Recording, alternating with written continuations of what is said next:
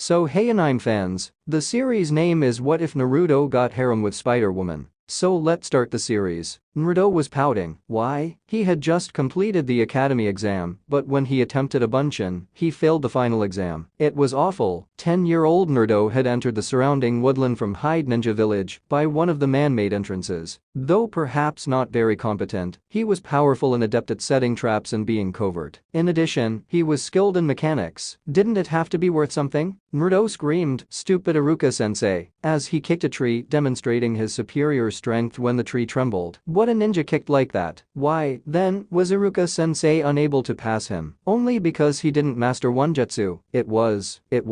What utter nonsense it was. Naruto yelled angrily once again and kicked the tree once more. A little red and blue spider landed on Naruto's shoulder after falling off the tree without him noticing. As the youngster stalked through the jungle with rage, it slowly made its way down the child's arm. Naruto glanced down in time to see the spider attack the youngster as it reached the bare skin on his arm. Naruto let out a cry of agony and crushed the spider with his fist. Naruto scoffingly wiped the spider's guts off his jeans and screamed, "Stupid spider," in pain and rage. He didn't appear to get anything today. He mumbled, "This is nasty," when he noticed the sticky substance still on his pant leg. Naruto returned home after deciding that enough had gone wrong today and that he didn't want anything else to happen. He went directly to bed after returning to his shit flat and fell asleep nearly immediately. For some reason, he was exhausted. Horrible visions of spiders, large and small, hairy and hairless, all exposing their teeth at him, plagued his sleep. Naruto's eyes sprung wide when he was bitten by one of the spiders in his dream. He had no idea what had transpired. He was in bed one moment, the next, he was wide-eyed and on all fours, stuck to the ceiling. The Sandaime headmaster, who was standing just beneath him, was gazing up at him with equally wide eyes. The Sandaime muttered, "Naruto-kun," as his pipe dropped from his lips to the ground and his hand remained where it had been,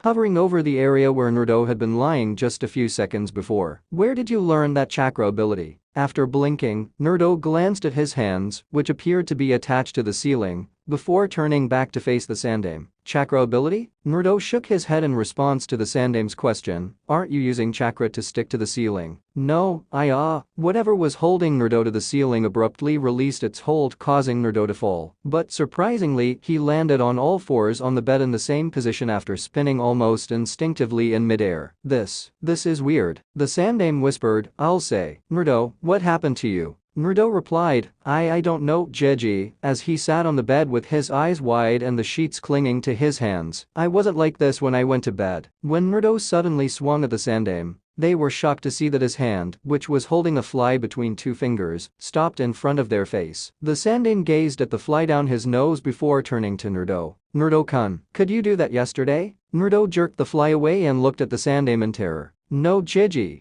The Sandaime responded, "Come on, Naruto-kun," as he assisted Naruto in removing the covers from his hands. "Let's go to my office and we'll go through everything you did yesterday." While Naruto sat on the other side of the desk, nodding, the Sandaime questioned, "So, a spider bit you? And now, you have strangely spider-like abilities. Could it be that the spider's bite somehow transferred some of its DNA to yours?" Naruto cocked his head to the side and said, "DNA? What's that?" The Sandaime laughed and said, "Never mind, maybe you should let me handle the thinking." Naruto gave a nod and leaped from his chair, landing on his hands and knees on the ceiling. The Sandaime observed Naruto scuttling like a spider on the ceiling, becoming increasingly delighted and less scared. Naruto joyfully exclaimed, "I feel stronger, Jeji. I can hear everything, see everything, even that fly outside the window." The Sandaime glanced behind him. He didn't see any flies. When he turned to face Naruto again, he was startled to see that he was sitting on his desk like a cat. Naruto said, "This is awesome, isn't it, Jeji?" The Sandaime said, "It is definitely something that will help you. Naruto-kun, how would you like to skip the next year at the academy?" With a startled blink, Naruto said, "Skip it, Jeji. Why?" "I would like to find out some more about these new abilities of yours before I let you go running off into the village unsupervised."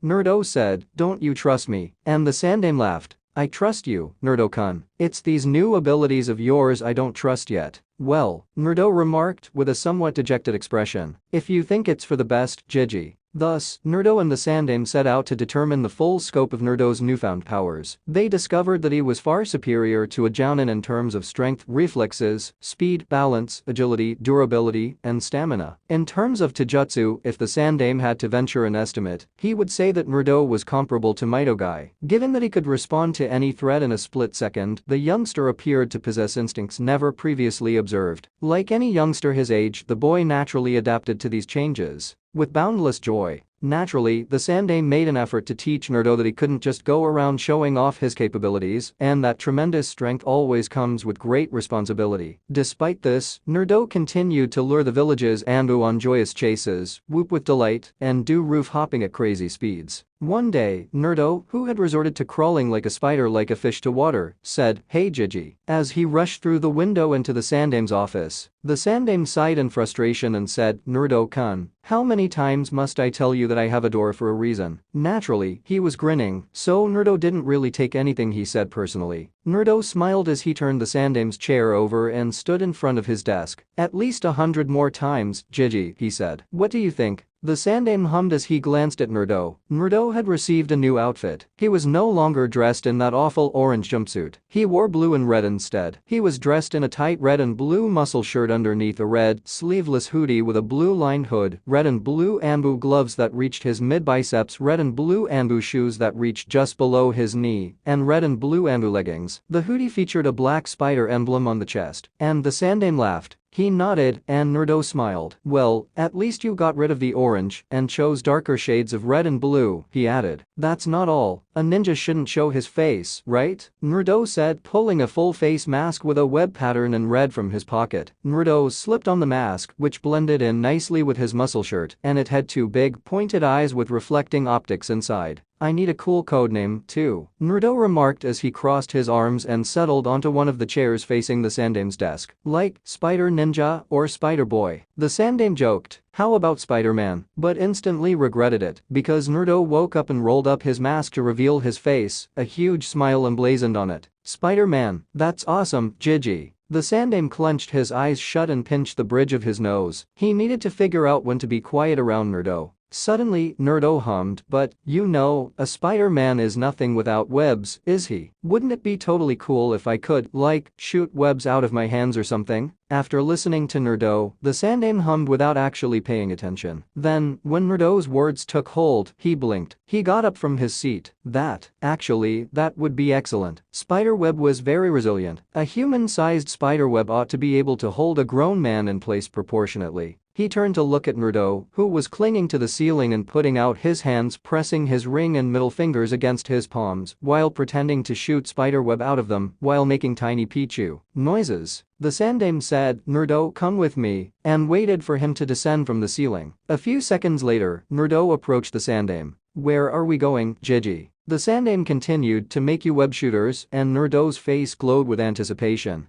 After a year stretched into two, Naruto was now strolling through the academy. Naruto was put on a team right away and didn't have to take the exam since the Sandaime pulled some strings. It seems that he was supposed to form a team with two people his own age, Haruno Sakura and a buddy of Uchiha Naruto. "Alright, and Team 7 is Haruno Sakura, Uchiha Naruto friend, and Naruto," Iruka-sensei's voice said as Naruto arrived at the appropriate door. On the other side of the door, murmurs erupted, and Naruto smiled to himself as he prepared to enter by donning his mask. "Iruka-sensei," a girl interrupted. "Who is this Naruto you're talking about?" Naruto opened the door and entered at that same moment. He gestured to the pink-haired girl, likely the one who had just spoken, who was getting to her feet. "That would be me." Iruka told the class, "Naruto here has been receiving special training and has special permission to join the graduating teams." As Naruto approached the girl with the pink hair, who was seated next to a sullen, black-haired boy who, according on what Naruto had heard, was most likely a friend of Uchiha. "Hey there." Naruto sat down next Sakura and grinned behind his mask. "I guess we're in the same team then, huh?" The female gave him a narrowed look. "I'm not interested in anyone but Naruto friend-kun, so don't even try." With a head scratch, Naruto questioned,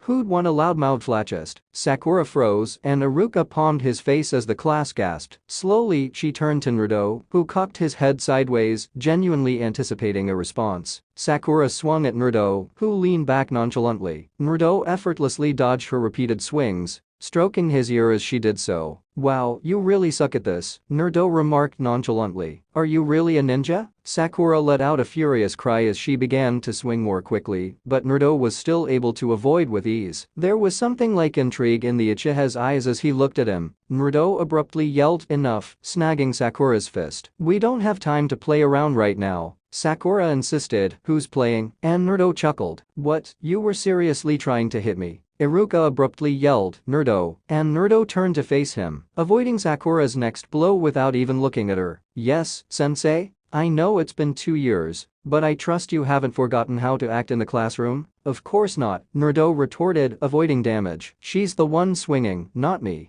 Iruka said, "Sakura, enough." And Sakura halted, staring about as though she had just realized that she wasn't by herself with Naruto. She sat down, hid her face in her hands, and blushed violently. "As I was saying, teammate." As he walked on his hands on the desk above the one where Sakura and his friend were sitting, Naruto sung to himself, "Spider-Man, Spider-Man, does whatever a spider can." Their Jounin sensei was over an hour late, and they were waiting for him. Sakura twitched in rage and shouted, "Why is our sensei so damn late?" Sakura blushed as she turned to glare at Naruto's suggestion that maybe he needed to take a shit. Language. Naruto only muttered, "Bite me," before leaping with his arms and performing a complete backflip, landing on his hands once more. His boredom was growing. Sitting around had never been his forte, and he was eager to test out his new web shooters. When they were eventually done, he found himself waiting for a sensei who never appeared in a dull classroom. A languid-looking man wearing a face mask and a headband pulled down to conceal his left eye entered through the open door and looked around idly. Naruto sat down on the desk and flipped to his feet,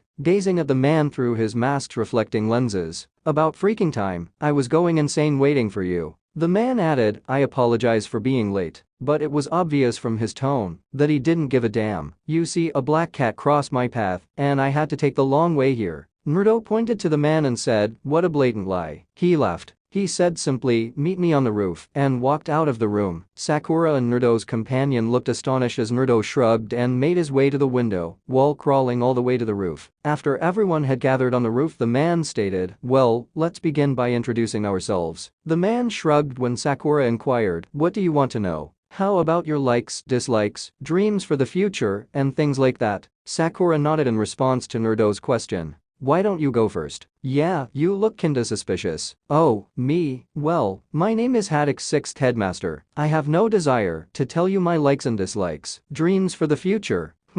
And I have lots of hobbies." Sakura asked Naruto and his friend, so all we learned was his name, but neither of them responded. The 6th headmaster stated, "Now it's your turn. Let's start on the right." And Naruto gave a languid salute. "Naruto," he said at first, "nice to meet you. My likes? They're many, as are my dislikes. My dream for the future is to surpass the headmaster and then have all the people of this village acknowledge my existence." At that, the 6th headmaster's eye grew wide. After that, it gradually returned to its typical slack appearance. "As for my hobbies, training, I guess," Naruto shrugged. "Oh, and hanging out with the Jiji." "Alright, next," remarked the 6th headmaster, turning to face his friend Naruto. "My name is Uchiha Naruto, friend. There are lots of things I dislike. And I don't really like anything. And I can't really call it a dream, but I have an ambition. The resurrection of my clan and to kill a certain man. Okay, lastly, the girl. My name is Haruno Sakura. The thing I like is, well, the person I like is." Sakura was blushing. She excitedly said, flushed, and,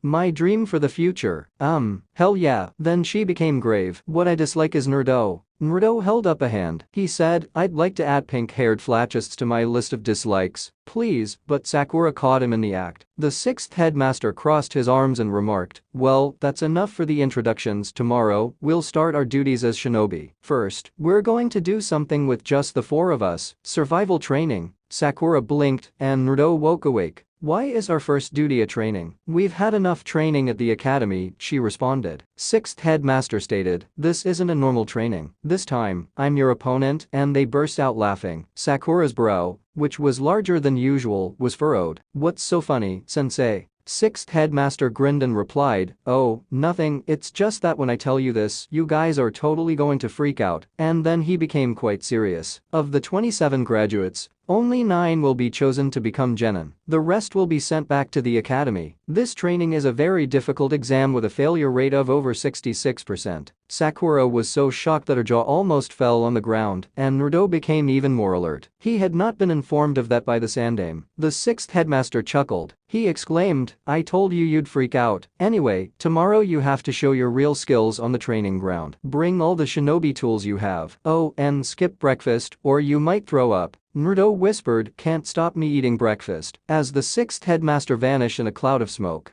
"Hey, guys, good morning," Sakura yelled, "You're late." When the sixth headmaster arrived to the survival training 2 hours late, Sakura was deftly ignored while the sixth headmaster dug into his backpack, removed an alarm clock, and placed it on one of the 3 logs that had been erected on the training field. Sixth headmaster responded, "Okay, it's set for noon," and he produced 2 little bells from his pocket and held them out. "Here are 2 bells. Your task is to take these from me before the time's up. Those who don't have a bell by noon gets no lunch. I'll not only tie you to one of those stumps, but I'll also eat right in front of you." When he heard Sakura's and Naruto's friends' stomachs growl in protest, Naruto smiled under his mask. The most crucial meal of the day would never be skipped by Naruto. You only have to get 1 bell. There are only 2. So one of you will definitely be tied to the stump, and the person who doesn't take a bell fails. So at least one of you will be sent back to the academy. If you want, you can use your shuriken and kunai. You won't succeed unless you come at me with the intent to kill. Sakura shouted, "But you'll be in danger, sensei." And Naruto crossed his arms and sneered, "Yeah, right, like a genin without any real skills can lay a hand on a jounin." Sakura shouted, "Shut up," and swung at Naruto, who ducked. "Don't worry," said sixth headmaster, grinning. "I doubt I'll be in any real danger. Okay, let's get going. All set. Start." Everyone then leaped out of the clearing. Sakura cried out in surprise when someone suddenly materialized in front of her as she was sprinting through the woods, looking for a decent hiding place. Naruto was hanging upside down from a cord that looked like nylon. "You fool, you forced me to reveal my position," Sakura growled. "A ninja should always be ready for anything, idiot," Naruto replied simply. "Anyway, I came here to help." Naruto released the string as Sakura blinked, flipped in midair, and landed on his feet in front of her. "Aid?" Sakura inquired, perplexed, and Naruto nodded. "You are this team's weakest member. You know it, I know it, and my friend knows it," Naruto replied, only to sidestep a Sakura swing. He then sidestepped 3 more and effortlessly took the 5th blow. "See, weakest. Sixth headmaster sensei is too strong for you. So why don't I assist you?" "Not at all. Why would I ask you for assistance, Naruto friend-kun, and I will get the bells and leave you in the dust," Sakura screamed as Naruto released her hand. "You'll see who's weak then." "Well, I tried." When the same nylon-like material shot out of Naruto's wrist using a metallic device sewn into his gloves, Sakura's eyes widened. "Don't say I didn't warn you," Naruto said, then raised his arm and pressed his middle and ring fingers against his palm. The thread hooked onto a tree branch like spiderweb and Naruto pulled, bending the branch before he let go and was flung into the woods, leaving Sakura alone. When Naruto reappeared a little later, it was in front of sixth headmaster, who cocked his head to the side as Naruto landed a short distance away. Sixth headmaster scratched his head and muttered, "I don't think you're grasping the concept of hiding," to which Naruto shrugged. He said plainly, "I thought I'd try to take you on one-on-one since none of the others want my help," and then he charged. With his hand reaching for the pouch on his hip, the sixth headmaster reflected, "The headmaster warned me about underestimating Naruto. Maybe I won't have time to read my book. Too bad, I really wanted to know what happens next." The sixth headmaster ducked under the kick and attempted to sweep Naruto's hands out from under him. But Naruto easily jumped over it and flipped to his feet. He jumped over a punch from the sixth headmaster, going for a sweeping kick that connected with the surprised sixth headmaster. The sixth headmaster didn't let himself fall on his back, though, and instantly flipped back onto his feet. Naruto turned back, separating himself from sixth headmaster, who hummed as he turned to face Naruto with a satisfied expression. "Well, I grant that your agility and quickness are incredible for a genin. Additionally, your strength is far above average. Thanks," Naruto exclaimed, raising his arms. "Hey, want to see something fantastic? Well?" The webbing that Naruto shot from his wrists flew past sixth headmaster on either side of him into the bushes behind him and attached itself to 2 trees. Naruto pulled, stretching the webbing as far as he could, exploiting sixth headmaster's surprise, and then released it, launching himself in the direction of sixth headmaster, whose eye had barely time to widen before Naruto struck his chest, sending him to the ground. Hooray! The Jounin rolled out of the way, and Naruto whooped as he released the webs, flipping in the air and stomping down at the location where 6th Headmaster would have been.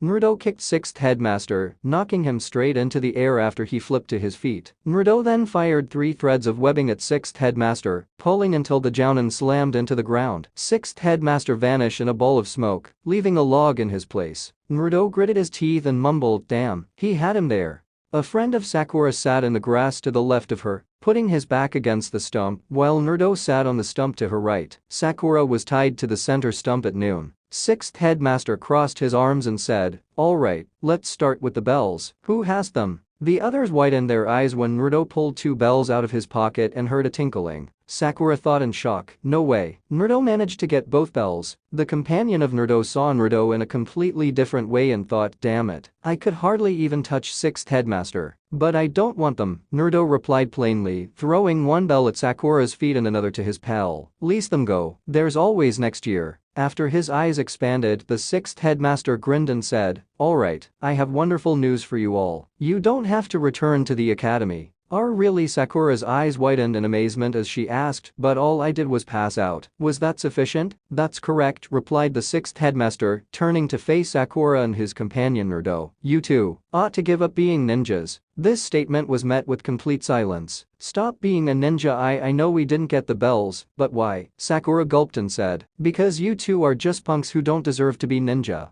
In a moment, Naruto Buddy was on the ground with 6th Headmaster sitting on top of him, his arm drawn up behind his back. He had snarled and charged forward, determined to fight. "Simply put, that's why you're just punks," stated 6th teacher. "No, stay away from NRDO friend Kun," Sakura yelled, and Naruto recoiled as the shout was amplified by his augmented senses. "I wonder whether you people underestimate ninjas. Why do you think you were split up into teams and are participating in this training?" the 6th Headmaster inquired, frowning at Sakura. What does that signify?" Basically, only Naruto was able to grasp the answer to this test.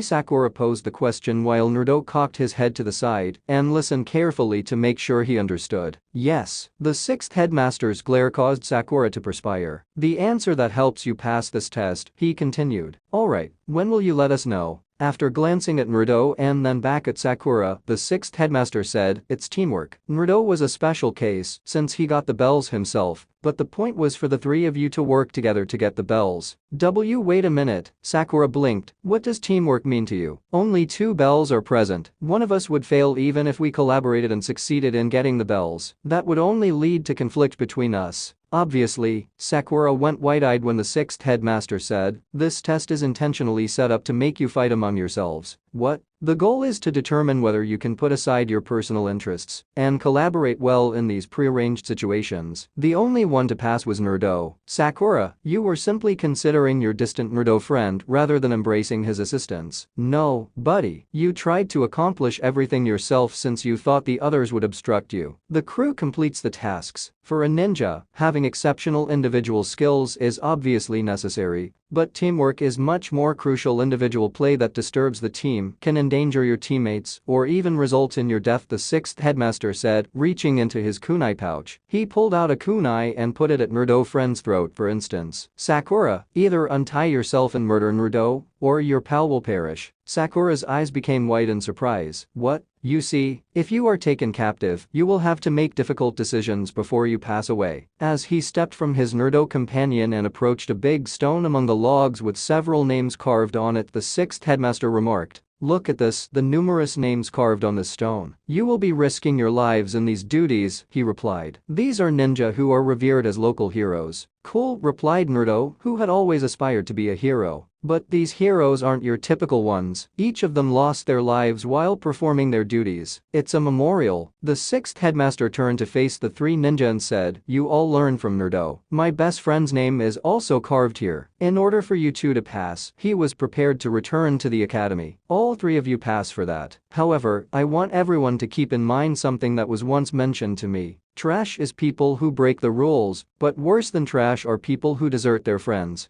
At those words, Sakura gaped. Naruto's friend's eyes opened, and Naruto smiled broadly. That was a code he could live by. The 6th Headmaster gave them the thumbs up. "The training is now over. You all pass." "Okay, so Gen and team number 7 will start working tomorrow." Hey, as he watched Madame Shijimi, the wife of the fire daimyo, attempt to free her pet cat from the ball of webbing it was wrapped in, Naruto mumbled, "Stupid cat." Behind 6th Headmaster's back, Naruto and his companion bumped fists. The Sandaime stated, now, in the mission office as Madame Shijimi removed the sticky cat ball from the room. Your next task, Team 7 of the 6th Headmaster, is, well, helping to dig potatoes, shopping in the next hamlet, watching an elderly person's grandchild, and Naruto, who scowled at him from beneath his mask, webbed the paper out of the Sandaime's palm, preventing him from moving forward. Gigi, no way, I want to do something more exciting, he cried. These aren't ninja missions, they're just glorified chores. You are a fool, you're just a rookie, shouted Iruka, who was sitting next to the Sandaime, as he leaped to his feet. Everyone begins with these basic tasks and advances from there. But all of this is nonsense. These responsibilities are as pathetic as 6th Headmaster Sensei's lateness excuses, cried Naruto. Naruto had to avoid a fist from the 6th Headmaster right away. Naruto, the Sandaime cleared his throat and added, I guess I'll have to explain to you what these responsibilities are all about. Listen, the village gets a lot of requests every day, ranging from assassination to childcare. Each request is recorded on these lists and assigned a difficulty grade of A, B, C or D. Additionally, the hamlet is separated according to skill, beginning with me and moving on to the Genin, Jounin, and ninja training. After then, the missions are distributed according to their skill levels, and we get paid by the client if the task is successfully finished. Only recently did you men become genin. When Naruto was sitting on the floor, back to him, tinkering with his web shooters, the Sandaime trailed off. D-rank missions are perfect for. Pay attention. The 6th Headmaster scratched the back of his head and said, I apologize for Naruto. Gigi, you never stop giving these dull lectures. Blah, blah, blah, but you know, I'm not the troublemaking brat I once was. Naruto groaned as he turned back to face the Sandaime. You know, I'm a troublemaking ninja now. After a long moment of silence, the Sandaime nodded and grinned. Alright,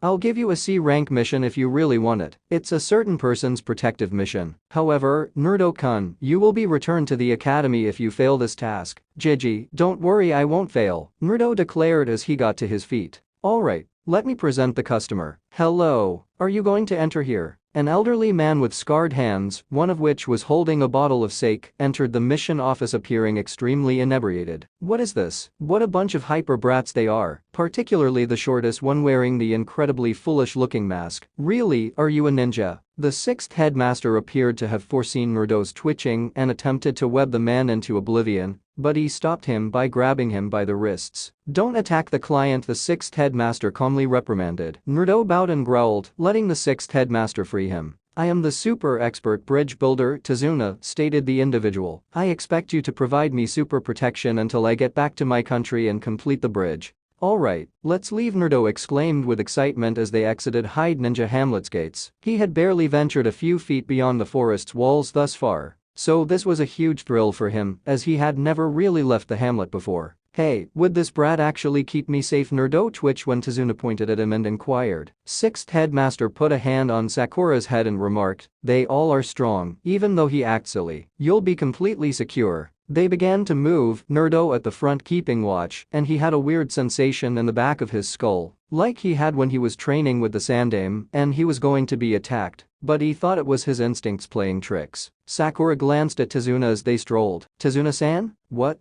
I take it you're from Wave Country? How about it? Do they also have ninja in that country? 6th Headmaster Sensei. No, not in the Wave Country, the 6th Headmaster shook his head, but in the majority of other nations, they do. Although the customs and culture may differ, ninjas and hidden villages both exist. However, that annoying tingling sensation was getting stronger, and now it felt as though the danger was coming from in front of them, rather than behind them. Was there actually danger nearby, or was it just Naruto's imagination? After all, the tingling sensation seemed to come from a puddle of water, but there was no real danger with that, was there? The 6th Headmaster went into a long-winded explanation of the 5 great countries, but Naruto couldn't bring himself to listen. A chain connecting the two ninjas coiled around 6th Headmaster and tore him to shreds to the cries of one down. The solution was revealed a few seconds later as 2 odd ninjas emerged from the puddle, one of them throwing the other over 6th Headmaster. Sensei, Sakura sobbed. 2 down, the 2 ninjas said in unison behind Naruto in what seemed like less than a second. However, they were never able to kill him because, as they cocked their arms back to wrap their chain around him, Naruto leaped and spun in the air, nailing them both with a kick to the face. During this time, Naruto's friend charged in, hurling a shuriken that knocked the chain into a tree, attaching it there with a kunai,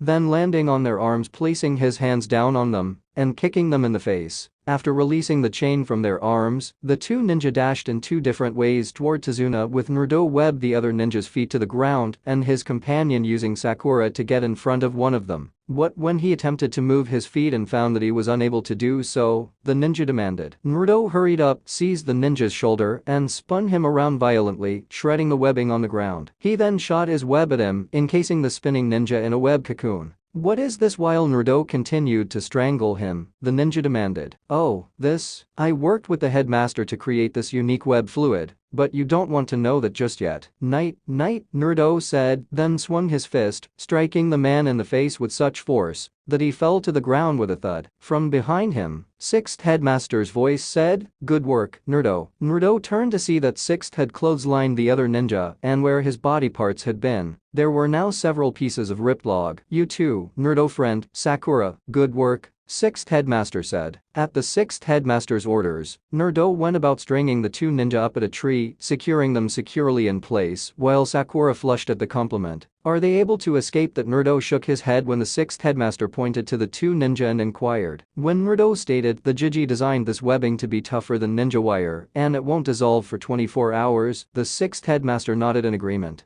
"Alright, Tazuna-san, now?" "Yeah, sweating?" Tazuna asked. Sixth Headmaster looked at Tazuna gravely and said, "I need to talk to you. These are the demon brothers from Kurigakure no Sato, ninjas known to fight to the death. How did you interpret our motions among the demon brothers?" one inquired. The Sixth Headmaster stated plainly, "A puddle like that shouldn't exist on a sunny day like this, when it hasn't rained in days. If you knew that, why did you allow the brats to fight?" Tazuna inquired. "I could have killed these two right away if I'd wanted to, but I had to find out about something, who they were trying to reach." "What are you saying?" Tazuna inquired. "That is, were they pursuing one of us or you? We've never heard of ninjas pursuing you. Our only goal was to keep you safe from gangs and robbers. This quest is now at least a B rank. This was meant to serve as basic security while the bridge was finished." As the Sixth Headmaster went on, Tazuna recoiled and cast a shamed glance at the floor. This task would have been a costly B rank if it had been known that ninjas were pursuing you. Although I'm sure you have a good reason, lying about the specifics of the assignment is problematic. We are now acting outside of our authority.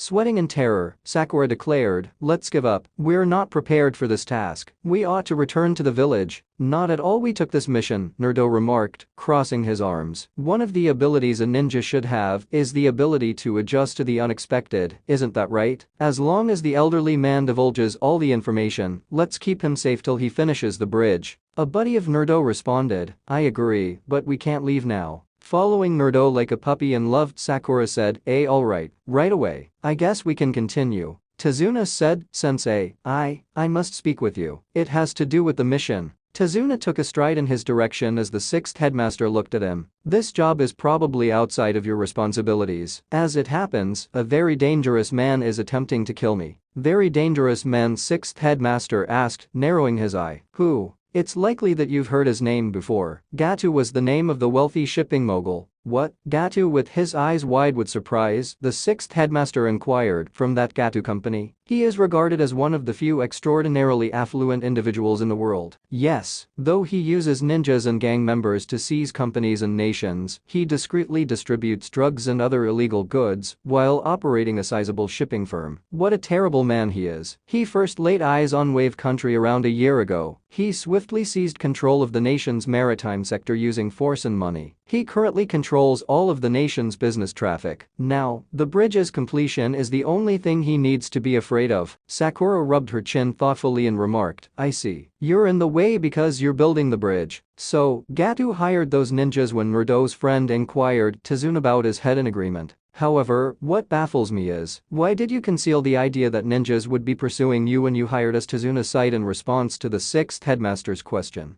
The wave country is extremely impoverished. Even the daimyo is impoverished. Naturally, neither do we have a lot of money. Well, if you stop the mission now, I will definitely be murdered, Tazuna stated, but not enough for the costly B-rank task, anyway. However, don't stress over it. My adorable 10-year-old grandson will simply weep for a few days if I pass away. Oh, and my daughter will always hate Hyde Ninja Village Ninja and lead an unhappy existence. It won't be your fault, though. Not at all. Naruto twitched. Nice job feigning guilt. The sixth headmaster sighed and remarked, "Well, I guess we have no choice. We will protect you at least until you get back to your country." Then Naruto and his group were going through wave country on their way to Tazuna's house, and he was experiencing that weird tingling feeling once more, and this time he knew it was dangerous. He would never question it again. To his Jounin sensei, Naruto said, "Sixth headmaster sensei, my spider sense is tingling." Spider sense? Naruto nodded when the sixth headmaster asked. "I've kind of got a sense of danger. Every time there's danger nearby, I get this tingling feeling in my mind. With the demon brothers, I regained it, and now I'm regaining it." The sixth headmaster nodded and said, "I'm also feeling uneasy. We should just get down, for now."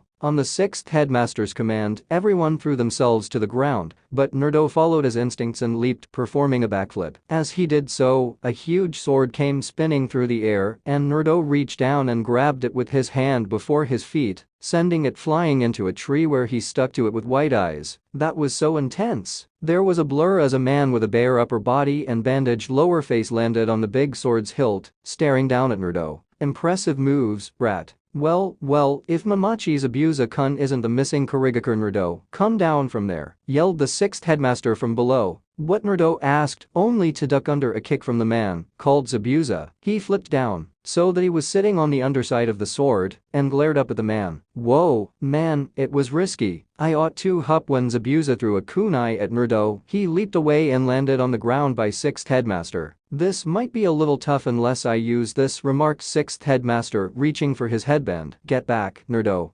Zabuza said, "You seem to be Red Eye Power, sixth headmaster. I'm sorry, but I own the elderly man." The sixth headmaster gave his genin the order to surround and protect Tazuna-san, meaning that they should stay out of the fray. Here, teamwork is key. Zabuza first. Sixth headmaster pulled back his headband to display an eye with a red iris that had 3 weird tomos encircling the pupil. "Battle me first." "Oh, I've previously seen the renowned Red Eye Power," Zabuza remarked. "I'm honored." As Naruto gaped at the sixth headmaster, the mist began to thicken as he wondered, Red Eye Power? Didn't the old man tell me that the Red Eye Power was a Uchiha bloodline limit? Then he recalled the sixth headmaster's commands to safeguard Tazuna, stepping in to do so with Sakura and his Naruto comrade. "I maintained a guidebook while I was a member of the Kurigakure Anbu. It had details about you, the man who has duplicated over 1,000 jutsu." It stated, "Now let's stop chatting. Copy ninja." Sixth headmaster, "I must murder that elderly man." However, the sixth headmaster, "It appears that I must defeat you first." After removing his sword from the tree, Zabuza leaped onto the lake, managed to stand on its surface, and placed both of his hands in half-ram seals, one in front of his face and the other in the air. Ninpu, Kurigakure no Jutsu, ninja art. Hidden mist technique. When the mist became so dense that Zabuza was no longer visible, Naruto's spider sense began to go haywire. "Mamachi Zabuza, he'll come after me first," remarked the sixth headmaster. He was regarded as a specialist in silent killing, while he was a member of Kurigakure. "You're already dead before you even realize it. I can't really use the Red Eye Power flawlessly. Be careful, you guys." From the haze around them, Zabuza's voice said, 8 choices: liver, lungs, spine, clavicle vein, neck vein, brain, kidneys, heart. Okay, then, which crucial area should I target? Naruto was going mad from the spider sense and the tremendous quantity of killer intent that the sixth headmaster was releasing. He was unable to hear anything else, since he was only able to concentrate on the tingling. Then, following instinct, Naruto dove and swung a mule kick, catching the man he thought was Zabuza in the face when the man came between Tazuna and the genin. He was startled, though, when the airborne Zabuza exploded in a shower of water. "Nice," Naruto's sixth headmaster said, but his eyes widened as Zabuza's enormous sword cleaved right through him, tearing him in two. Sixth headmaster then erupted into the ocean, which caused Zabuza's eyes to widen as well. "Water clone. Mizubunshin? No way." He copied it through the mist, With a kunai at his throat, the sixth headmaster suddenly materialized behind Zabuza. Remain motionless, it's finished. Is it finished? But wow, that was amazing of you, Zabuza said, laughing. You had already imitated my jutsu at that point, and in order to get my attention, you had your clone speak those consoling words to the child, while the real you remained hidden in the fog and awaited my appearance. However, behind the sixth headmaster, another Zabuza emerged. I'm also not that easy. When sixth headmaster's eyes widened, he cut the Mizubunshin's throat in front of him before he ducked under a sword blow from Zabuza, who simply switched hands and kicked sixth headmaster into the air with the sword hilt to push off. Through the mist, Naruto heard Zabuza remark foolish, and then there was a splash. The mist parted enough for Naruto to see the sixth headmaster emerge from the water, but Zabuza then materialized behind him, undergoing hand seals. Suru no Jutsu, water prison technique. Sixth headmaster was trapped beneath a dome of water that had developed around him. You made an attempt to go to the river. Zabuza laughed and said, what a big mistake. Now I have you in an unbreakable prison. He kept one hand in the water dome. You know, it's harder if you can't move now. Sixth headmaster, we can finish things later, he added, putting his free hand in a half-rem seal. I'll look after them first. Bunshin no Jutsu Mizu. With a laugh, a water clone materialized before the genin and Tazuna.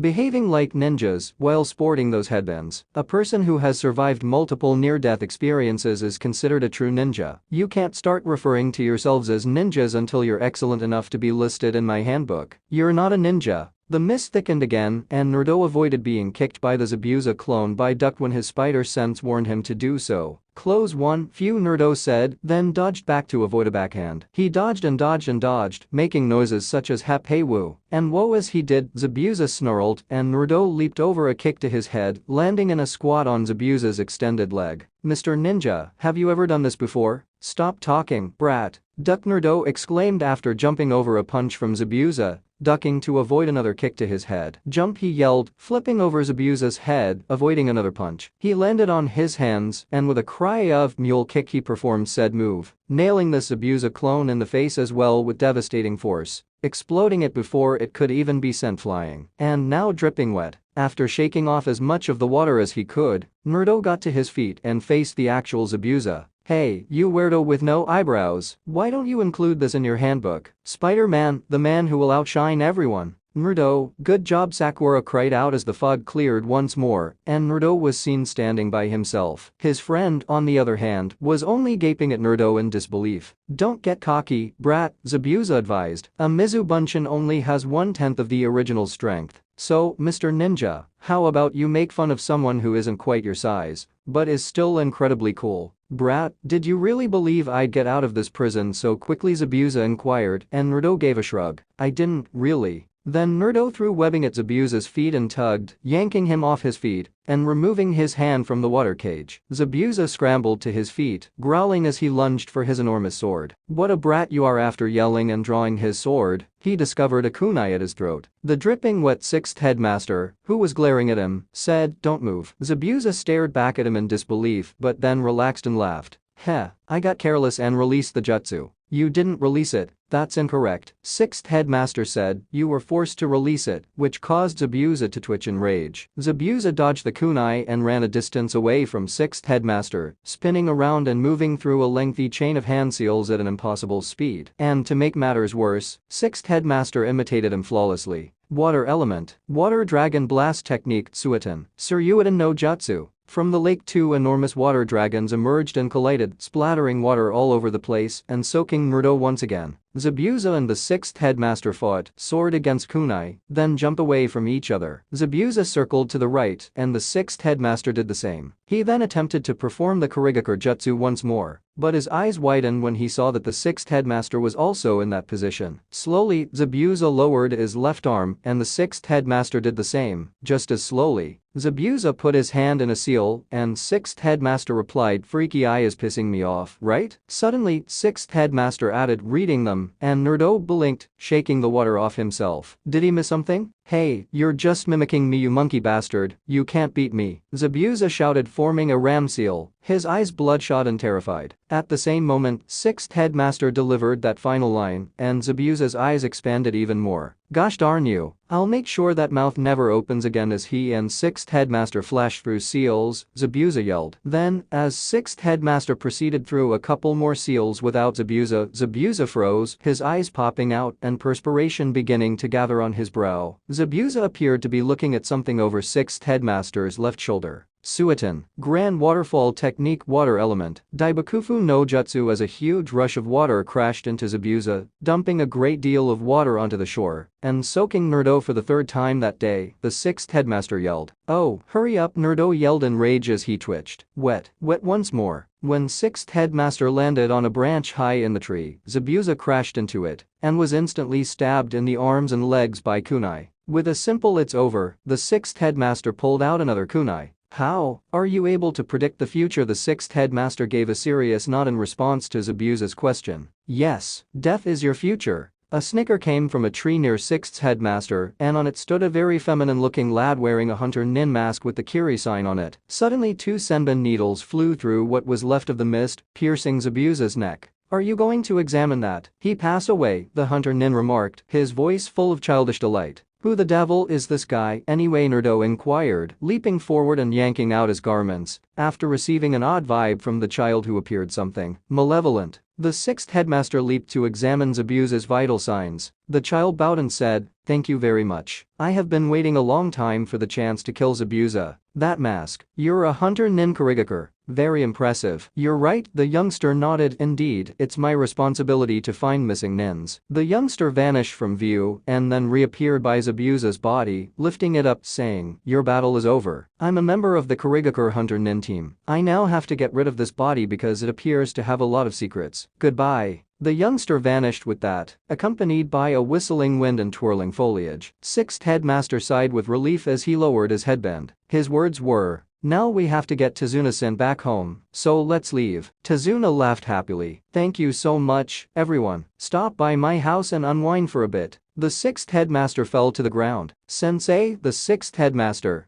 "Sensei, what's wrong?" At Tazuna's house, where the 6th Headmaster had just woken up from what appeared to be a nightmare, Naruto inquired. "What? Oh, well, body erasing teams usually dispose of the person they killed right there," the 6th Headmaster said, blinking. "What the heck?" Sakura inquired, and the headmaster of the 6th side. "Are you blind? How was Zabuza's body disposed of by the disguise boy? How could we be certain?" Sakura responded, "He took it away." But Naruto just gave her a blank look. "Whoa, you're the class's smartest ninja. I worry about the other students in the class." "Yeah, if he needed proof of his work, he could have just taken the head," observed the 6th Headmaster, "and the weapon used to kill Zabuza." As he considered it, Naruto hummed and crossed his arms. Then, his eyes widened and he noticed that his friend had reached the same conclusion, murmuring, "No way." "Yeah, exactly," the 6th Headmaster responded, furiously scratching his skull. "What are you two discussing?" Tazuna inquired. Probably, everyone gaped in disbelief when the 6th Headmaster declared, "Zabuza is still alive." "You checked, 6th Headmaster Sensei, and declared and dead?" Sakura cried out, and the headmaster of the 6th nodded. "I did, but he was probably just in a state of near death. Hunter Nin used that needle. It is unlikely to kill your opponent unless it strikes a key organ. Doctors even utilize it for acupuncture treatment. Hunter Nins are well versed in the anatomy of the body. It's probably easy for them to put someone in a near-death situation. He started by carrying the much heavier Zabuza's body away. Secondly, he employed a weapon with a minimal likelihood of killing. These two things show that he wanted to save Zabuza, not kill him. We must not disregard that possibility." "Are you not overthinking things? Hunter Nins are supposed to kill missing nins," Tazuna said, perspiring a little. Naruto crossed his arms and muttered, "I knew the boy was bad, but you're acting like he was a hunter nin." There was simply something about his attire. It was a wicked fashion sense. "We will get ready before it's too late," disregarding Naruto. "That is a rule for ninjas. Furthermore, there is no guarantee that Gato hasn't hired someone even more formidable ninja, regardless of Zabuza's status." When Sakura remarked, "Sensei, what do you mean? Getting ready before it's too late? You can hardly move," the 6th Headmaster laughed. "You guys are gonna receive some training." Sakura twitched and said, Huh, training? Sensei, what's a little training going to do? Our enemy is a ninja you struggled against even with the red eye power. The sixth headmaster smiled and said, Sakura, who saved me while I was struggling. You guys are growing rapidly, especially Naruto. You've improved the most. Shyly, Naruto replied, gosh, stop it, and waved the sixth headmaster away. You're gonna make me blush, you. But, obviously, this is just training until I get better. You won't be able to defeat him without me, remarked the sixth headmaster. But, sensei, if Zabuza is alive he could attack at any time, so shouldn't we get training right away? About that, a person put in a near-death state. It should take a while before their body returns to normal. Naruto smiled beneath his mask and said, so, until then, we train. Sounds kinda fun. That's not fun, someone murmured, and they all turned to face the young boy who was glaring at them from the doorway, while sporting a bucket hat that nearly obscured his eyes. Tazuna joyfully opened his arms and cried, oh, Inari, where were you? Where were you? As he approached his grandfather, Inari exclaimed, welcome home, Grandpa, and gave him a hug. Tazuna gave Inari a head pat while giggling. Inari, say hello to these people, urged the stunning Tsunami, Tazuna's daughter. They are ninja who protected Grandpa. For a long time, Inari gazed at the ninja, then he added, Mom, they're gonna die, pointing to Naruto. Naruto blinked and screamed, oh oi, why did you point at me when you said that? Inari went on, there's no way you can win against Gato, to which Naruto sneered. I can win against anyone, he assured them. Listen, kid, I'm Spider-Man, the one who will one day become the greatest headmaster ever. Gato is nothing against me. Inari also sneered. What are you, stupid? There's no such thing as a hero. Naruto tightened his hands. He had no intention of snapping at a small child. He simply could not have snarled at a small child, even if those statements were justified by the brat. Then Inari turned her back on them. If you don't want to die, you should leave. Tazuna said, where are you going, Inari? As she left. To look at the ocean from my room. Naruto remarked. Huh, tree climbing, and sixth headmaster nodded, having just finished a lengthy instruction of how to ascend the tree without using one's hands, while standing on a branch upside down. I've already done this, sensei. The sixth headmaster blinked and said, you have? I thought it was your newfound abilities that helped you climb things? It is. I use my elbows doing this, since my hands and feet can already stick to things, Naruto replied. Master of the sixth head hummed. He remarked, well, then, Naruto is excused from this training, and resumed his descent down the tree. Until the rest of you can do it. Naruto is on constant guard duty of Tazuna while he completes the bridge. Naruto said, got it, and leaped into the air before swinging away and launching a web into a tree. Swinging through the woods and experiencing an unfathomable sense of freedom was something he truly enjoyed. Tazuna chose to cease construction on the bridge around noon, and Naruto ended up strolling through with her. Naruto nodded as he glanced about. I'm supposed to bring home food for lunch, Tazuna said. People were hurting everywhere he looked. The majority of them appeared to have gone a long time without eating healthily. When they arrived at the store, the shelves were nearly empty. Naruto was observing Tazuna when he abruptly reached behind him and took a man's hand that was reaching for his kunai pouch. He turned and whirled, seeing the man fall to his knees in agony. After Naruto responded, don't even think about it, man, the man scurried out of the store. After getting what they needed from the business, Tazuna remarked, you sure surprised me earlier, as they strolled around the town. When he turned back again, about to slap this criminal for attempting to steal from him, Naruto hummed but stopped when he noticed a child even younger than himself reaching out her hands, appearing to be starving. Naruto took 5 ration bars out of his pouch and handed them to the child. When Naruto said, they may not taste great, but they're nutritious, the child glowed with delight, thanked him, and ran off while holding onto the ration bars. As they both watched the child vanish into the crowd, Tazuna said to Naruto, it's been like this since Gato came. All the adults have lost hope. That's why we need that bridge. A symbol of courage. We need for the people to lose their fear and regain the desire to stand up for themselves. If that bridge can be completed, the city will return to that time. The people will return to how they used to be. Don't worry, old man. Naruto turned to Tazuna and grinned. I'll make sure the bridge is completed, even if I have to build it myself. That's a promise. Naruto cried out, woo, that was refreshing. On the 7th day of inactivity, he had returned from his training. He sat down to dinner with his hands behind his head, his mask off, and it securely tucked inside his pocket. With a little gasp, he exclaimed, there's nothing better, is there? Training before dinner and dinner after training, there's nothing better, is there? In actuality, he had overdone his workout. Grinning with satisfaction, he sagged at the table, as Inari, who was seated across from him, gazed at him intently. Tears began to well up in his eyes and quickly began streaming down his cheeks. Inari slammed his hands on the table and said angrily, "Why do you guys bother so hard? No matter how hard you train, you're still no match for Gatu's men. No matter what glorious claims you make or how hard you work when facing the strong, the weak will only end up getting killed." Naruto glanced at Inari and arched an eyebrow. He then straightened his posture in his chair, only to sag back with an arm resting on the back. "Simply, listen kid, it doesn't matter how strong they are," he said. "It doesn't matter if they're 10 times stronger or even 100 times stronger. This bridge has become something precious to me, you know? And no matter how tough, no matter how sad, you must try, and even if you lose your life, protect it with your own 2 arms." For some reason, as Naruto said that, Tazuna, Tsunami and Inari all widened their eyes, but Naruto wasn't finished. "So if you want to cry and act like the star of some great tragedy, do so, but you won't stop me from making sure the bridge is completed. Even if it kills me, I will protect it." Naruto got up from his seat and left after saying that. "I'm gonna go train some more." Sixth headmaster, whose body was once again in good condition, said to Naruto, "Alright, Naruto, today, I want you to stay here." Naruto agreed and the sixth headmaster, Sakura, Naruto's companion, and Tazuna left to continue working on the bridge. Naruto responded, "You can count on me," and went back inside. "Hey, Tsunami-san." Tsunami and Inari were sitting on the floor when Tsunami remarked, "Yes, Naruto-kun? I'm going up to take a nap. If anything happens, just give a shout, alright?" "I will, Naruto-kun." Naruto ascended to his room and immediately dozed off. Training yesterday was more difficult for him than he had anticipated. But he didn't sleep long since he was awakened by a scream. He jumped out of bed, pulled on his mask and sweatshirt, and hurried out of the room as silently as he could. In front of Tsunami, in the kitchen, were 2 swordsmen. Wide-eyed, Inari stood in the bathroom doorway. "Mom."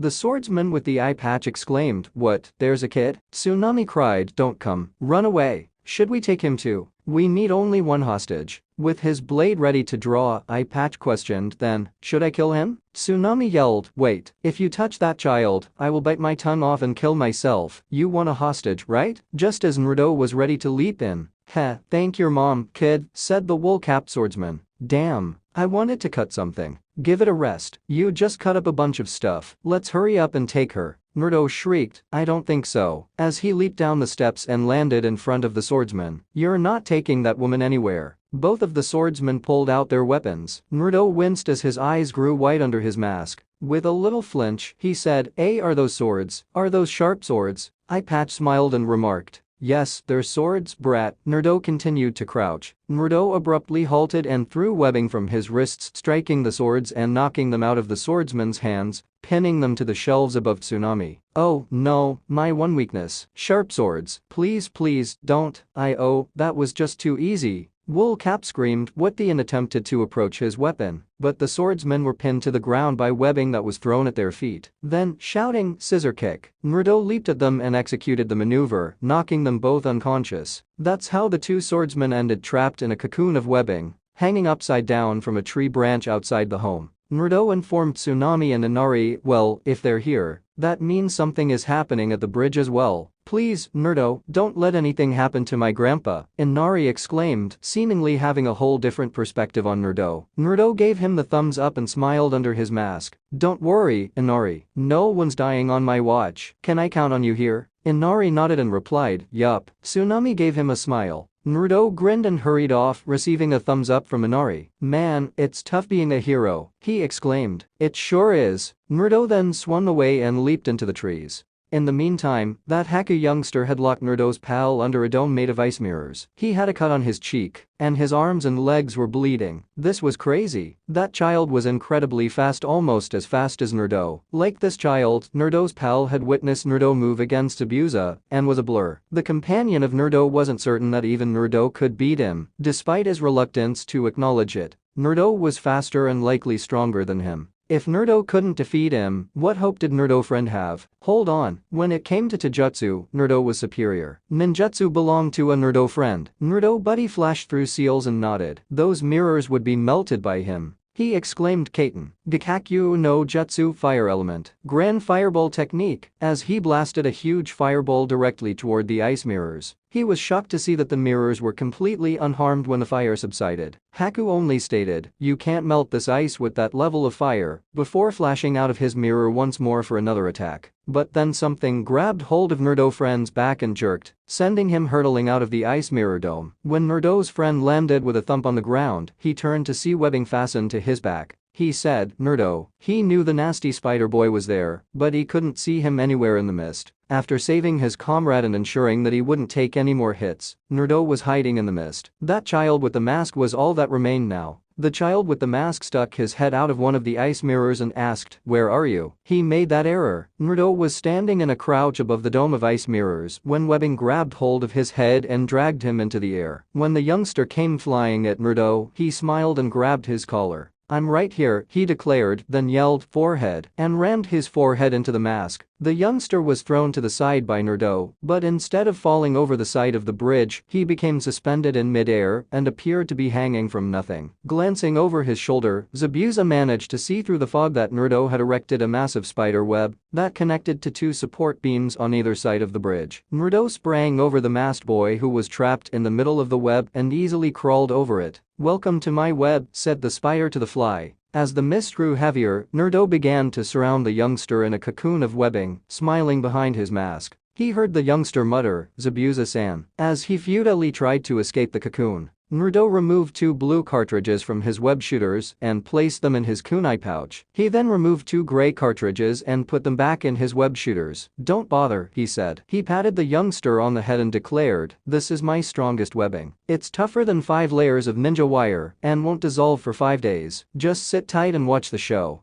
If you can see through mist, I mean." The conflict was over. As the mist began to dissipate, Naruto noticed Zabuza standing in front of 6th Headmaster, held in place by a sizable pack of hounds, with a lightning bolt shining on 6th Headmaster's palm. The boy strained against the webbing and yelled, "Zabuza-san." Naruto had discovered that his name was Haku. When the youngster vanished with a whistling of wind, leaving an empty cocoon in its wake, Naruto was taken aback. Between Zabuza and 6th Headmaster, the youngster emerged, and Naruto's eyes widened in surprise as the 6th Headmaster punched the boy through the chest. The boy gave up his life for Zabuza. He had strained so hard against the webbing that his arms were coated in blood. The 6th Headmaster grabbed Haku and leaped aside as Zabuza swung his blade, trying to sever both of them. Not that anyone could see, Naruto fell between 6th Headmaster and Zabuza, looking at the swordsman with malice in his eyes. "Are you trying to reach the living by slicing through the dead? Unforgivable. Totally unacceptable." 6th Headmaster said, "Naruto, stay out of this," setting the boy down and glaring at Zabuza with his outstretched palm. "This is my fight." When Zabuza charged at the 6th Headmaster, he was kicked in the stomach, which caused him to stumble back. There was a problem, Naruto could see. Right now, Zabuza wasn't battling at his best. However, why? After the 6th Headmaster slammed 2 kunai into his right arm and fled, Zabuza swung his sword at him before vanishing behind him. "Simply put, you can't beat me in your current state," remarked 6th Headmaster. Zabuza snarled, "What?" The 6th Headmaster sighed and pulled out 2 kunai, saying, "You haven't noticed." After saying, "This is goodbye devil," he tried to stab Zabuza in the back. Zabuza swung his sword once more, this time managing to deflect the kunai such that it passed through his left arm rather than his back. 6th Headmaster declared, "Now both arms are useless," as Zabuza's blade flew. "You can't even perform a seal." "Ooh, you're getting your ass kicked from the end of the bridge," a voice said. "How disappointing." In front of a sizable contingent of armed soldiers, everyone turned to see a very short man wearing a business suit, a cane, and dark sunglasses. He had a threatening smile on his face. Zabuza glared at Gato, who smiled more broadly. "Gato, why are you here? And what's with all these men?" Zabuza said. "The plan has changed. Well, I actually planned to do this from the beginning." "Zabuza, I'm going to have you killed here." "What?" snarled Zabuza.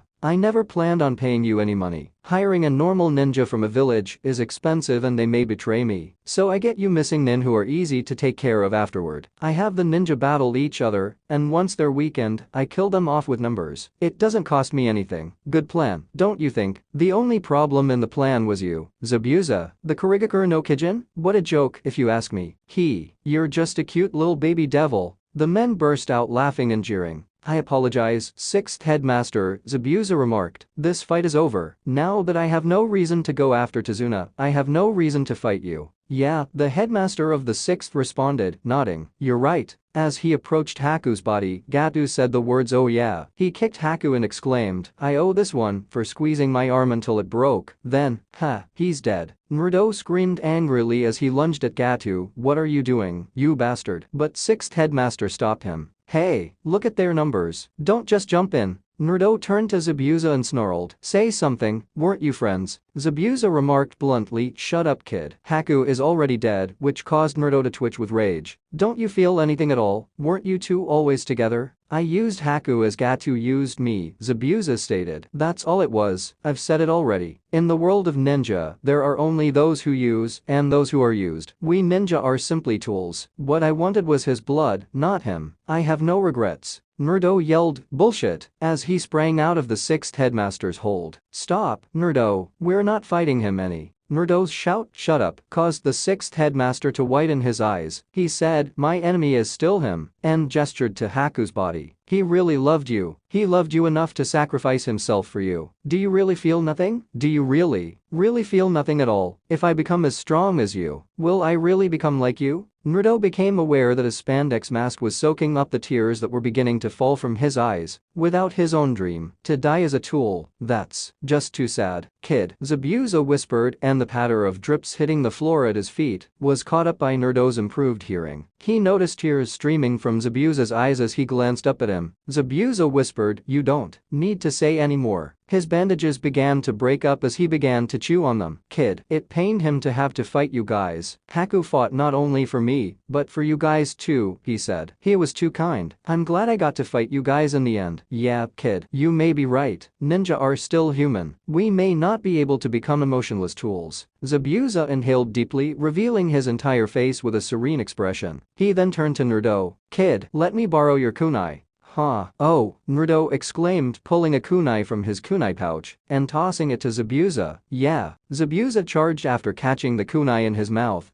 2 weeks later, Naruto and the other members of Team 7 were discovered standing in front of the graves of Zabuza and Haku, where they had just presented food as an offering to the two deceased ninja. Sakura abruptly remarked, but, sensei, as she rearranged the flowers at Zabuza's grave. Were these two correct about ninja? A ninja isn't supposed to pursue his own goals. Becoming the country's tool is the most important thing. That's the same for Hyde Ninja Village. Naruto scoffed and questioned, is that what it really means to become a true ninja? In observance of the two ninjas who had died, he had removed his mask. You know what? I don't like it. 6th headmaster shrugged as a Naruto buddy questioned, do you believe in that too? Well, each and every ninja has to live while dealing with that issue. Just like Zabuza and that boy. Okay. I've made up my mind, Naruto abruptly stated. I'm going to become a ninja my own way. The 6th headmaster's gaze grew wide, then he grinned. Velagimaru-sama, the self-described great Saratobi Hyde ninja, was in serious danger. The ugly bitch with the large forehead had first hounded him for speaking the truth, and now he had encountered a large, menacing beast wearing a Sunagaker headband. To the terrified screams of Hyde ninja Velagimaru's pals Mogi and Yuden, the brute declared, that hurt, you little piece of shit. Before grabbing him by the scarf and glaring at him.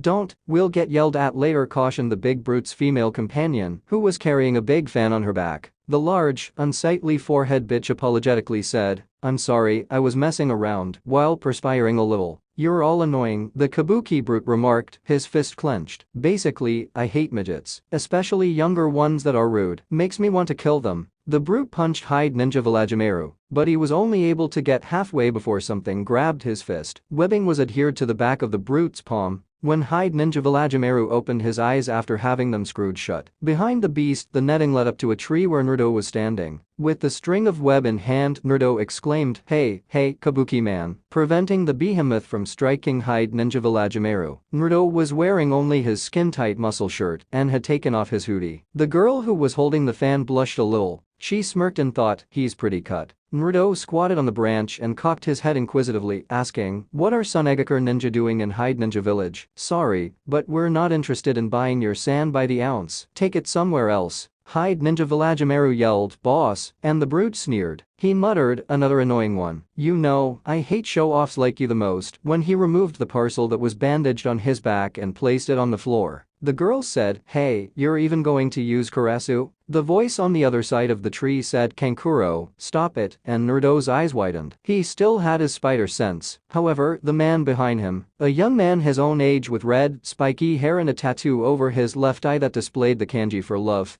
most likely didn't mean any harm to him. Right now, standing upside down on a limb, the youngster with the big gourd on his back was looking down at the behemoth, who was presumably named Kankuro, with his cross-armed gaze. "You're an embarrassment to our village." With a startled Georgia, Gaara, Kankuro dropped Hide Ninja Villagimaru. With an intense look directed at Kankuro, who appeared to be terrified of him, the boy, Gaara, stated, "Losing control of yourself in a fight? How pathetic. Why do you think we came to Hide Ninja Village? Listen, Gaara, they started it," and Gaara's blank expression turned into a sneer as he shouted, "Shut up, I'll kill you." Kankuro winced and began to perspire. "Oh, okay, I'm sorry." With a disarming smile, the girl continued, "I'm also sorry, really sorry." As Naruto saw Gaara, he concluded, "That boy is the leader." Then, his eyes are eerie. After saying, "Sorry to you guys" to Naruto, Gaara vanished into a sandstorm and then resurfaced in front of Temari and Kankuro. "It looks like we got here too early, but we didn't come here to play around. I know that. Let's go." A startling "Hey, wait" came from Sakura. Gaara paused and faced her. "What?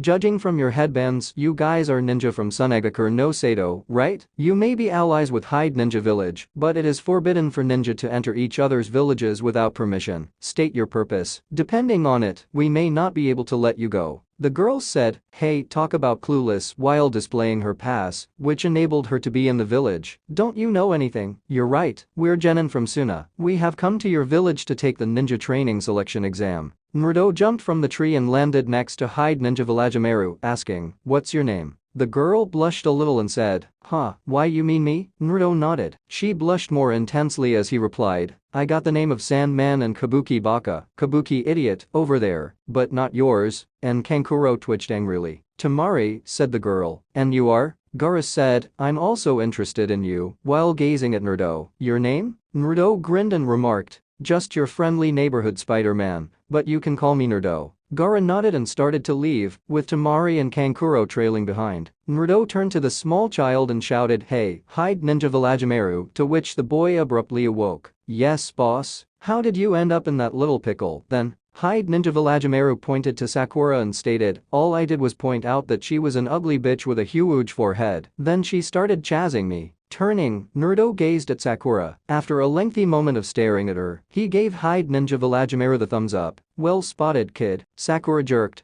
Naruto showed up at the bridge where the 6th headmaster had instructed them to meet. Naruto arrived 2 hours late, since he had already discovered that 6th headmaster's tardiness was a constant habit. He wasn't shocked to discover that 6th headmaster hadn't arrived when he swung over the bridge by a tree. Naruto said, "Hey, gang," crouching on the guardrail and beaming broadly. "How's everything hanging?" Sakura ignored Naruto's query and shouted, "How can this be allowed?" She demanded angrily, "Why does that person ask us to meet and then make us wait? What about the feelings of a young girl who overslept and didn't have time to blow dry her hair?" The voice of the 6th headmaster, who was crouched atop an arc at the end of the bridge, said, "Morning, people. Today, I got lost on the road of life." Sakura yelled, "Yeah, right, liar," which caused Naruto to recoil and nearly go off the bridge. "Apologize." 6th headmaster jumped down from the arc to stand in front of his genin and stated, "I know this is abrupt, but I've nominated you guys for the ninja training selection exam." He extracted 3 slips of paper from his kunai pocket. "Here are your applications. Though this is just a nomination, whether to take the exam is up to each of you. Those who wish to take it should sign those papers and turn them in at room 301 by 4 in the afternoon tomorrow at the academy." The following day, Naruto landed with a thud in front of his academy teammates, while beaming broadly beneath his mask. Now he put on his hoodie once more. 2 boys had just knocked down a girl with her hair in buns and a boy in green spandex as they entered the academy and made their way down one of the hallways until they came to a large crowd. And ninja training often become captains of the military teams. The failure of a mission, the death of a comrade, that's all the captain's responsibility. Yet, kids like you think you can pass? A child with a cold replied, "We're just thinning out those that will fail anyway. What's wrong with that?" A friend of Naruto announced his presence as Team 7 advanced, saying, "I agree, but you will let me pass through. And also, remove the surrounding created with Jinjutsu. I'm going to the 3rd floor." The throng began to murmur, wondering what in the world Nerdobuddy was talking about. The other child who was obstructing the door grinned. "So, you noticed," Sakura's Nerdo friend said. "Sakura, you must have noticed first, right? Your analytical ability and Genjutsu know-how is the most improved on our team." Sakura blinked, then grinned appreciatively and looked confidently at the children. "Of course, I noticed a while ago, because this is the second floor," Nerdo remarked. That one was horribly bad, believing that something was amiss. He wasn't very excellent in Genjutsu, but he knew the difference between the second and third floors just as well as anyone else. As the boy with the cold charged forward and tried to kick Nerdo, who half-flipped forward with one foot still on the floor, and tried to axe kick the boy wearing spandex blurred in between them, catching the kicks with his bare hands. Not bad. But all you did was see through it," the boy said. Naruto thought. Impressive, as the spandex child released his leg. "He no longer has any bruises. Did he just act?" "Hey," said one of the spandex kid's pals, who appeared to be a Hyuga based on his appearance. "What happened to the plan? You're the one who said we shouldn't draw attention to ourselves." "Well," the kid murmured, blushing as he looked at Sakura. The girl who had her hair in buns shook her head. "Oh, no. My name is Rock Lee, so yours is Sakura? Let's go out together. I'll protect you till I die," the spandex-clad child said, stomping over to Sakura. Sakura blinked and then muttered, "No way, you're lame," with a deadpan expression. While Naruto gave him a shoulder pat, Lee sagged with grief and disappointment. He said, "Touch luck, mate. Those are some arms you've got there." The Hyuga said, "Hey, you," to his pal Naruto. "What's your name?" The Nerdo friend smirked and replied, "You should give your name first when you want to learn someone else's." He was disregarded by the Hyuga. "You're a rookie, right? How old are you?" After Nerdobuddy remarked, "I don't have to answer you," both genin turned away from one another. Sakura joyfully said, Nerdo, friend-kun, let's go," and began dragging her two teammates along despite their protests. As Team 7 entered Classroom 301, Nerdo mumbled, "Whoa." When Nerdo and his squad entered the chamber, all 50 or more genin turned to look at them. With anxiety, Sakura questioned, "What is this?" For several minutes, Nerdo stood silently. The assembled genin continued to gaze. Nerdo cleared his throat at last. "Okay, so, Satan walks into this bar." As a blonde rocket smashed into Nerdo friend, the genin turned away and clung to him, screaming, "Nerdo friend-kun, you're late. I haven't seen you for a while, so I've been waiting in excitement." Sakura yelled, "Get away from Nerdo friend-kun, Ino pig." And Ino smiled. "Why, if it isn't Sakura, big ugly forehead as always." "What did you say?" Nara Shikamaru and his companion Chaoji made their way over. "You guys taking the stupid test too? Don't die," he said. "Oh, the slackers," Naruto exclaimed, gesturing. "It's been a long time." While Chaoji continued to munch his chips, Shikamaru mumbled, "Troublesome blondes." Another voice said, "Yahoo! Found you." And Naruto identified it as Inyazuka Kiba. Aburam Shino and Hyuga Hinata trailed behind him. Then Hinata stammered, hello." Kiba grinned and said, well, everyone's assembled." Shaking his head, Shikamaru said, "Geez, you guys too."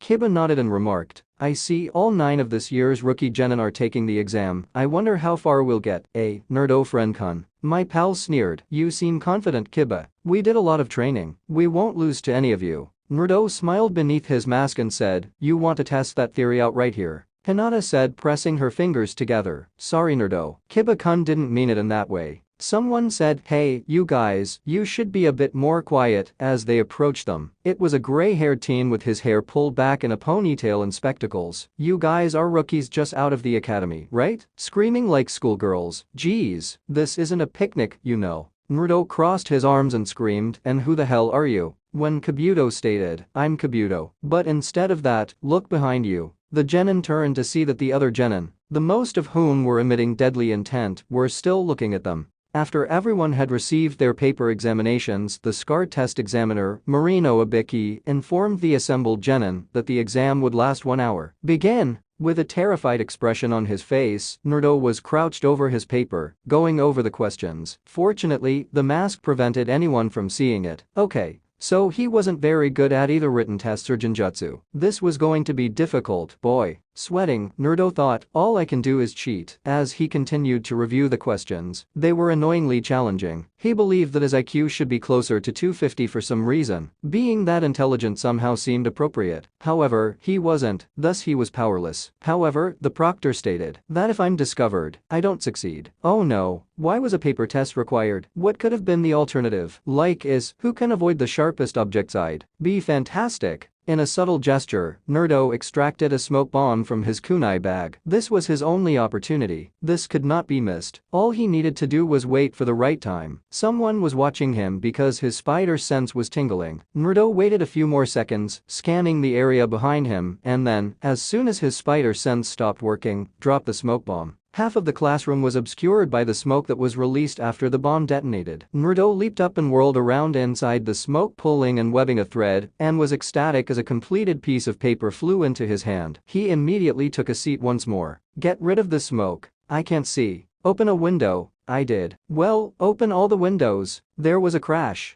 Ah, my crotch. Before long, the windows were open and the smoke had been expelled, exposing one of the proctors in the ninja training on the ground, writhing in agony and holding on to his family jewels while another sat by him, humbly massaging the back of her head. Naruto grinned and glanced down at the test in his lap, copying the answers, thinking, haha, lucky. Hey, my test is gone, shouted the man Naruto had targeted behind him. If you were foolish enough to lose your test, you fail, Ibiki yelled. The two on his team, leave, now. The exam had been going on for 45 minutes before Ibiki straightened up. He declared, okay, we will now proceed with the 10th question. Now, before we get to it, I'd like to go over the added rules for this question. As the door opened and Kankuro, who had previously gone to the restroom, entered with his ninja training guard, shock swept through the remaining genin. When Ibiki said, ha, nice timing. Was your doll playing beneficial? Kankuro's eyes widened. Just sit down. I'll now explain. These are the rules of desperation. First, for this 10th question, you must decide whether you will take it or not. Then Tamari said, choose. What happens if we choose not to? If you choose not to, your points will be reduced to 0, and you fail, along with your two teammates. One of the Kusagakure ninjas questioned, what does that mean?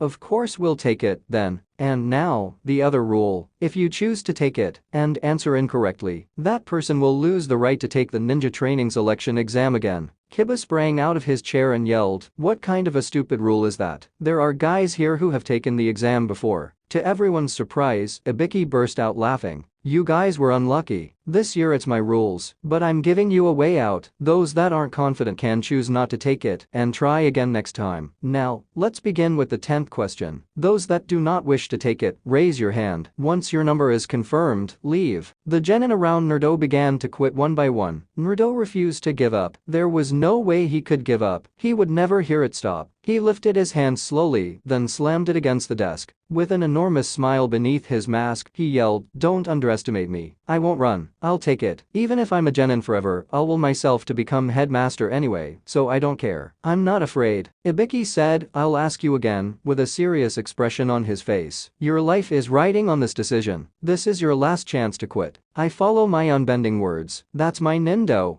Ibiki glanced around. After a few moments of looking around the classroom, he nodded. Good decisions. Now, to everyone still remaining, I congratulate you on passing the first test. There was silence. Sakura said, wait. What do you mean? We already pass? What about the 10th question? Ibiki smiled as his personality completely changed course. There never was such a thing. Or you could say that those two choices were the 10th question. Upon hearing Tamari say, hey, then what were the first 9 questions for? They were pointless, then. Ibiki shook his head. They weren't useless. They had already accomplished their goal, which was to assess your ability to gather information on your own. First, as the rules stated, the test's success depends on the team as a whole performing well, which put pressure on each member to avoid causing problems for their teammates. However, the questions on the test weren't the kind of questions that a mere genin could answer, so I'm sure the majority of people came to the same conclusion. To score points, I'll have to cheat. Basically, cheating is the test basis. To assist you guys, we had 2 or 3 ninjas who were trained to be cheating targets and were mixed into the crowd. However, individuals who are bad cheaters. Ibiki's head was a road map of agony, with terrible burns, screw holes, and other scars. Fail, of course, he muttered, removing his headband, because sometimes information is more important than life. Additionally, many put their lives in danger to obtain it on missions in the battlefield. He put on his headband once more and continued, I want you to keep in mind that there is no assurance that the information will be correct. If the adversary or a third party notices you, when in your possession, vital information can be a potent weapon for the community and your allies. We therefore forced you to cheat in order to obtain information. This made it obvious which people lacked the necessary skills and which ones did. However, Tamari remarked, I don't understand the final question, and Ibiki grinned as he completed tying his headband. The real goal of this test is to answer question 10. Let me explain the 9th question, which is the decision of whether or not to take it. These were obviously difficult decisions. Those who opt for the latter risk losing the opportunity to retake the test, and those who choose to take it also fail along with their teammates. An actual leap of faith. Now, about these two options, let's say you all start ninja training. Your task is to pilfer a confidential paper. You don't know the number of ninja, their skills, etc. Naturally, there may be traps planted everywhere. Now, do you agree or disagree? Since you'd rather not die, since you don't want your allies to suffer harm, can you stay away from this risky mission? The response is no. Some missions are unavoidable regardless of the hazard. The capacity to be brave and endure any adversity. Gaining this skill is essential to become a ninja training captain. Those who are incapable of risking their lives, who abandon their opportunity and cling to the ambiguous notion that there is always next year. Ninja training isn't appropriate for those pieces of garbage that are only capable of making such cowardly decisions. I feel that way. Those who choose to take it answered the 10th question correctly. You will be able to survive any troubles you face in the future. You made it through the entrance. The first test of the ninja training selection exam is now finished. I wish you guys luck. Hinata, who was seated next to Naruto, giggled as he shouted a loud whoop and leaped, backflipping and landing back in his seat with his palms up in triumph. Abruptly, a ball of fabric burst into the classroom, smashing the window to bits. When two kunai blasted out of the ball, the cloth unfolded itself, revealing the words, Second Exam Proctor, Mitarashi Enko written on it. A woman with a lot of mesh, an open, brown trench coat, and a very short skirt was standing in front of it. The woman said, you guys, this is no time to be celebrating. She pumped her fist into the air and yelled, I am the examiner for the second test, Mitarashi Enko. Now let's go. Follow me.